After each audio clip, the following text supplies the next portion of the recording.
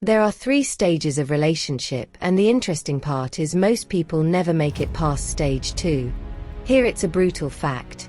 If you don't make it past stage 2, you are missing out a precious opportunity to taste the real love.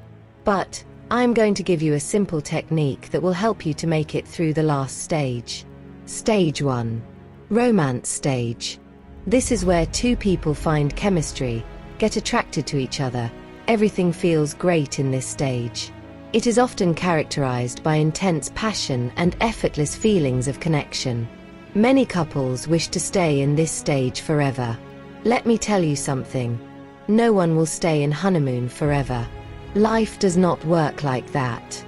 You are not always going to be in happy mood, friendly or romantic mood. The reality of relationship will start coming in. Differences that were overlooked at the beginning of relationship will resurface, and you will start seeing each other for who you really are. That will be the beginning of stage 2. Stage 2.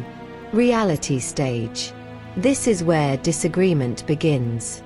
Imperfection of both partners will start to show up. The level of responsibility is growing, leading to a tight schedule. This is where relationships get tested. The most simple technique you can use to make past this stage is to keep on showing up with respect, honesty, and loyalty.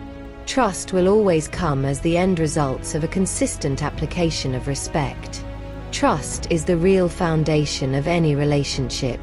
Even when the conflict gets intensified, trust will always guide your relationship to the right direction.